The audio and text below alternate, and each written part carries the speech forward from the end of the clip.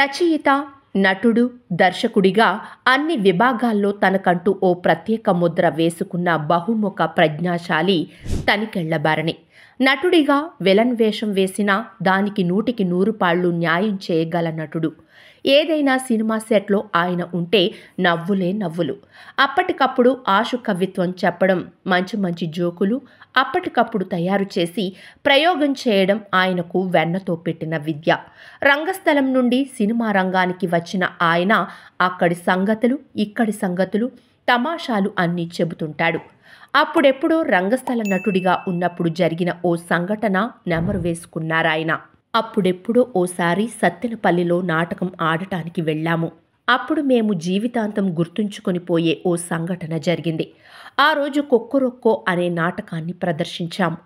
ప్రేక్షకులలో నుండి మాకు మంచి రెస్పాన్స్ వచ్చింది. దాని తరువాత గ్రీన్ రూమ్లోకి వెళ్ళి రంగులు తుడుచుకునే కార్యక్రమంలో ఉన్నాము. అప్పుడు ఓ బ్రహ్మాండమైన పర్సనాలిటీ మంచి నిషాలో మా వద్దకు వచ్చాడు.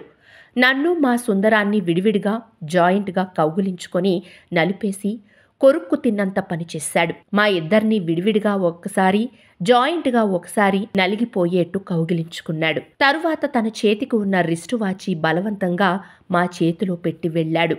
మర్నాడు మేము బస్ చేసిన దగ్గరికి ఓ 4 కండలు తిరిగిన వస్తాదులు వచ్చారు. నిన్న రాత్రి మా డాక్టర్ మీ నాటకం చూశారట అన్నారు. అయితే ఏమిటి అన్నాను. ఆయన మీ మేకప్ రూమ్లోకి వచ్చి మిమ్మల్ని అభినందించాడట అన్నారు. విషయం గ్రహించి ఆయన ఇచ్చిన వాచి వాళ్లకు ఇచ్చాను. వాళ్ల వాలకం చూస్తుంటే నిషాలో ఉన్న పెద్ద మనిషి వాచి మేం తస్కరించాము అన్నట్టు ఉంది. వాచి కాదు, మిమ్మల్ని పిలుచుకురమ్మన్నారు అని మమ్మల్ని బలవంతంగా లాక్కుపోయారు. ఆ సాయంత్రం మాకు మా బృందానికి గొప్ప విందు ఏర్పాటు చేశారు. విందు తర్వాత ఆయనకు ఉన్న నాటకాభిమానం చాటుకున్నారు. ఆయన పేరు డాక్టర్ రాము. ఆయన తన డబ్బుతో నాటకాల కోసం ఒక థియేటర్ కూడా కట్టించారు. ఆ రోజు ఆయన ఇచ్చిన వాచీని, ఆయన్ని, సత్తెనపల్లిలో ఆ సంఘటనని నేను ఎప్పటికీ మర్చిపోలేను అంటూ జ్ఞాపకాలను పంచుకున్నారు తనికెళ్లభరణి.